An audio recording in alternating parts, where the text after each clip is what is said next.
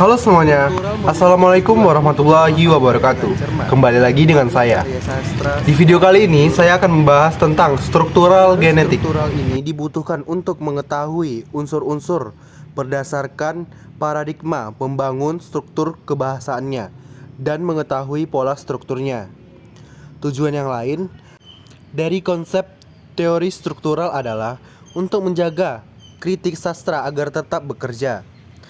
Dalam teori struktural, berkembang dan dibagi menjadi beberapa teori, antaranya strukturalisme formalis, strukturalisme dinamik, strukturalisme semiotik, dan strukturalisme genetik.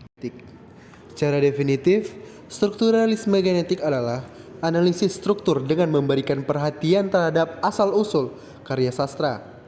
Secara ringkas, berarti strukturalisme genetik sekaligus memberikan perhatian terhadap analisis intrinsik dan ekstrinsik. Menurut Ratna dalam Helaluddin 2019 halaman 3, sebagai teori yang telah teruji validasinya, strukturalisme genetik masih ditopang oleh beberapa konsep canggih yang tidak dimiliki oleh teori sosial lain, misal seperti simetri atau homologi, kelas-kelas sosial, subjek transindividual, dan pandangan dunia. Strukturalisme genetik ditemukan oleh Lucien Goldman, oleh seorang filsuf dan sosiologi Rumania Prancis. Teori tersebut dikemukakan dalam bukunya yang berjudul, bisa dilihat di layar.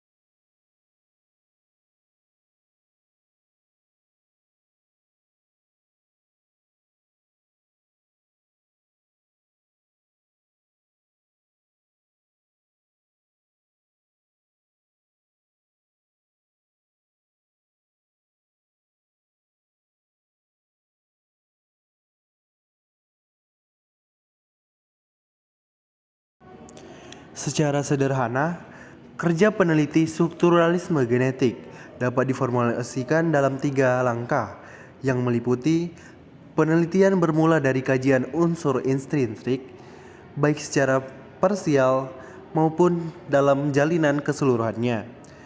Yang kedua, mengkaji kehidupan sosial budaya pengarang karena ia merupakan bagian dari komunitas tertentu. Mengkaji latar belakang sosial dan sejarah yang turut mengkondisikan karya sastra saat diciptakan oleh pengarang. Nah, jadi kesimpulan dalam materi ini adalah teori strukturalisme genetik merupakan pecahan dari sosiologi sastra yang dikemukakan oleh sosiolog Prancis bernama Lucien Goldman. Teori ini merupakan analisis struktural tak murni. Teori ini muncul karena adanya ketidaksepakatan para ahli pada saat itu tentang teori strukturalisme murni. Teori tersebut mengkaji karya sastra yang hanya dititik beratkan pada unsur-unsur intrinsik karya sastra dan mengesampingkan unsur yang lain.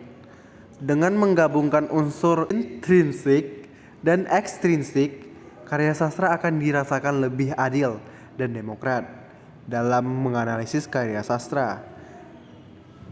Pengintegrasian dua unsur yang berbeda tersebut paling tidak akan membentuk kelengkapan, makna teks dalam memaknai karya sastra.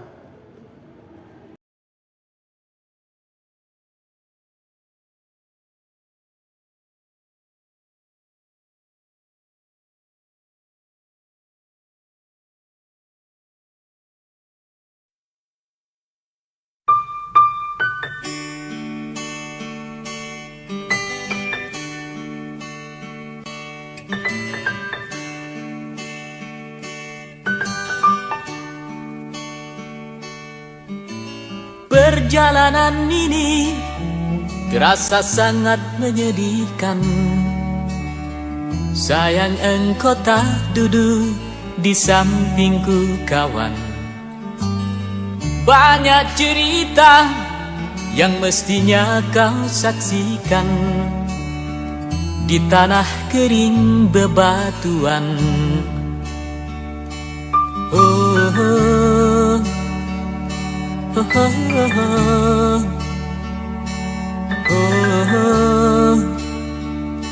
oh, oh.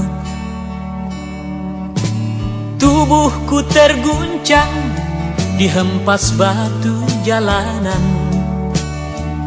Hati tergetar menampak kering rerumputan. Perjalanan ini pun seperti jadi saksi. Gembala kecil menangis sedih. Oh, oh, oh.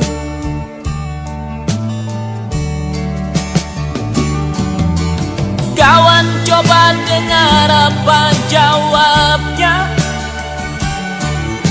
ketika aku tanya mengapa bapak ibunya telah lama mati. Lagu Berita Kepada Kawan rilis di tahun 1979 dalam album Camellia 2. Lagu ini ditulis Ebiet GAD sebagai tanda empatinya terhadap meletusnya kawah beracun Sinila di Dieng, Jawa Tengah pada tahun 1979. Tepatnya 20 Februari 1979, kawah Sinila meletus menjelang subuh. Disebabkan karena adanya gempa, letusan itu mengeluarkan gas beracun yang mencemari udara di sekitar pedesaan. Setidaknya ada 149 korban jiwa karena peristiwa tersebut. Tak hanya manusia, hewan ternak pun turut menjadi korban dari bencana alam tersebut. Lirik lagu tersebut banyak cerita yang mestinya kau saksikan di tanah kering bebatuan. Menggambarkan tentang seorang yang ingin mengabarkan tentang suatu bencana yang menelan banyak korban. Di akhir lirik lagu tersebut, mungkin Tuhan mulai bosan melihat tingkah kita yang selalu salah dan bangga dengan dosa-dosa, atau alam mulai enggan bersahabat dengan kita. Coba kita bertanya pada rumput yang bergoyang. Ebiet GAD pun mengajak kita kembali untuk berefleksi akan apa yang telah kita lakukan kepada alam sehingga alam enggan bersahabat dengan manusia. Karena liriknya yang dianggap berhasil mewakili rasa empati, lagu ini pun kemudian menjadi lagu-lagu yang diputar setiap ada bencana alam yang terjadi. Baiklah, sekian dari saya. Assalamualaikum warahmatullahi wabarakatuh. Sampai jumpa di video berikutnya.